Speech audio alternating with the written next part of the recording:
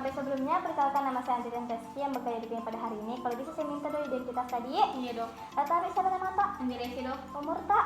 18 tahun dok. Di mana kita tinggal dek? Jalan Pemuda dok.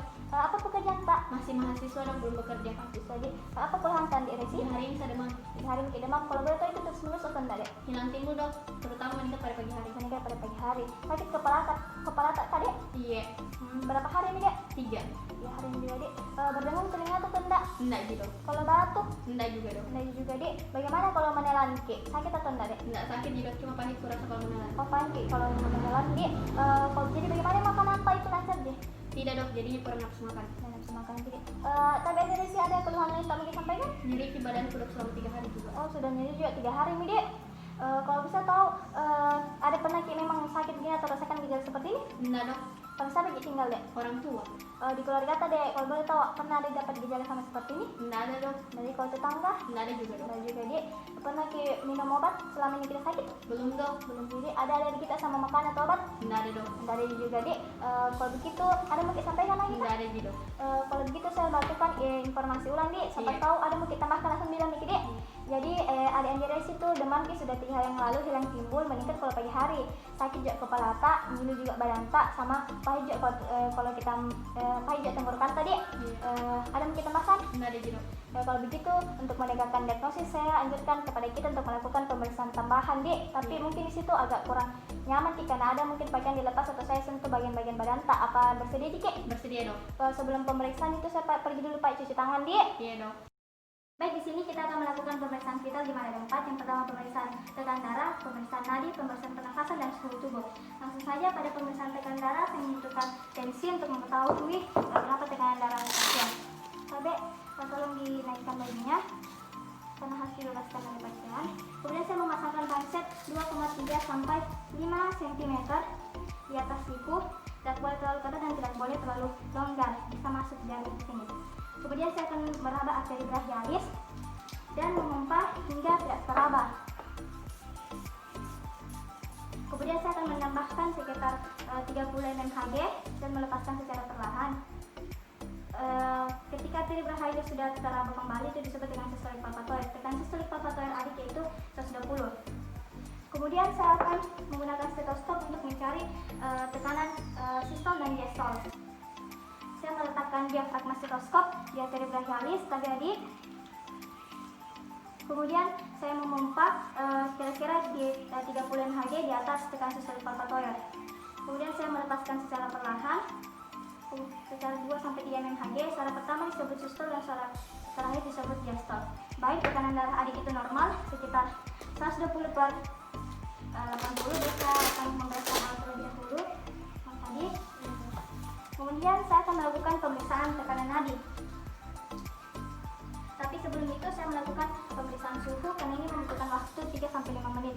Tolong simpan di pose apex axillaris.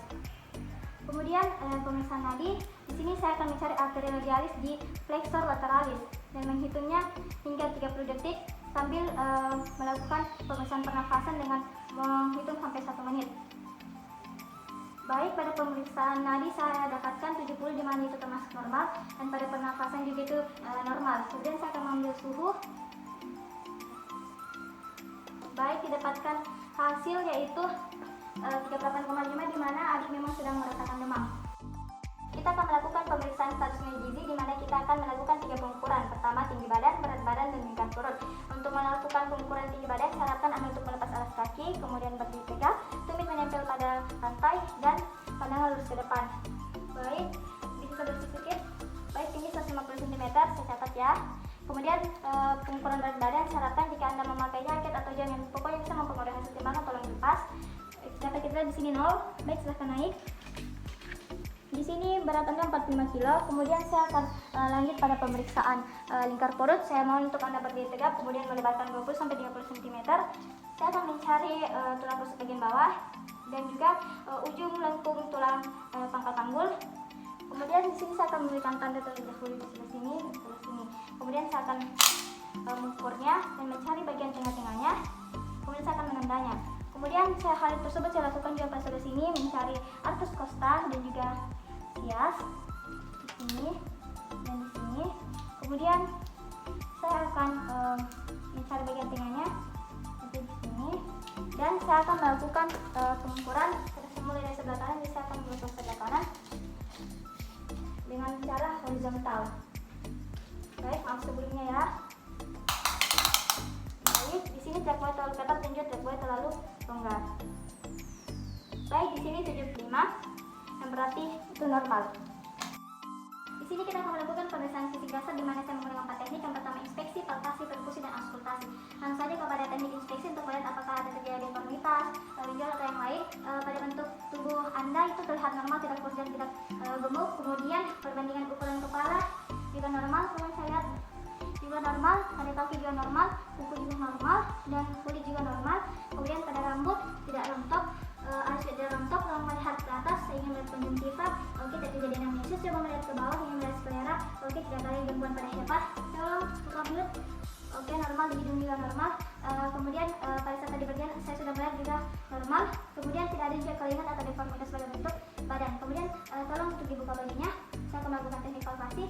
Bismillah, maaf sebelumnya ya. Oke dok. Tolong menelan.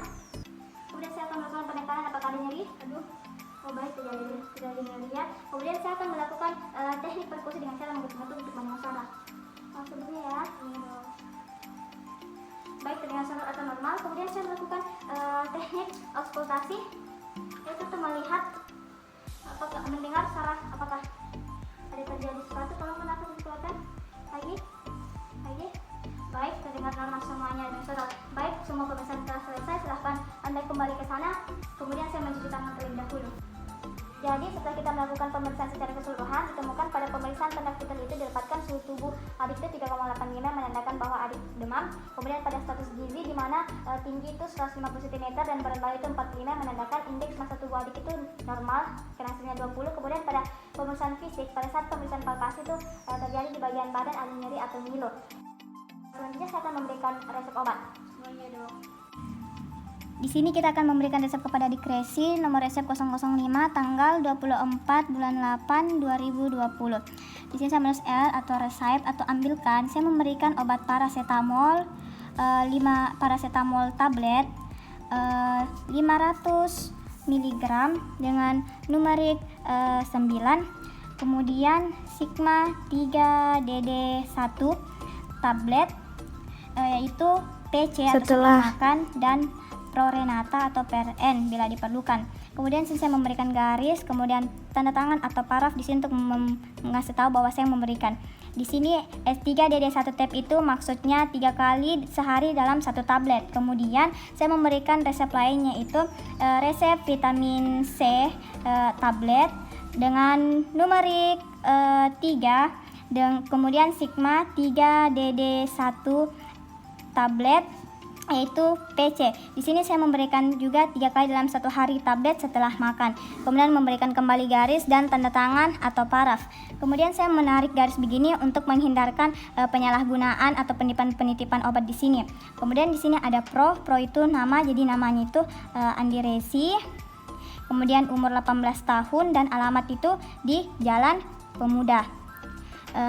Kemudian saya akan menjelaskan bagian-bagiannya. Di sini ada inscription terdiri dari nama dokter, sip nomor dan alamat. Kemudian juga ada tanggal. Kemudian di sini ada R atau resep yang biasa juga disebut dengan invokasio. Terkadang invokasio ini masuk juga di dalam inscription. Kemudian yang ini berisikan nama obat, dosis obat dan numeriknya itu disebut dengan prescription.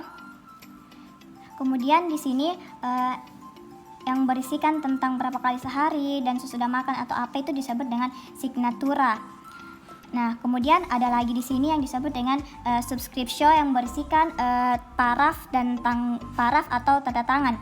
Nah, di sini juga ada pro yang berisikan nama-nama identitas yang untuk siapa kita berikan kepada obat ini. Obat ini kita berikan kepada siapa. Ini resep yang telah saya buatkan. Di sini saya memberikan obat paracetamol dan vitamin C di mana keduanya ini diminum 3 kali sehari 1 tablet setelah makan ya. Iya dong. Baik, ini saya berikan. Kemudian saya menyarankan kepada adik untuk lebih banyak-banyak beristirahat. Tabe, silahkan Anda tebus ke apotik. Semoga adik itu semoga cepat sehat ya. Iya dong, makasih. Terima kasih telah datang.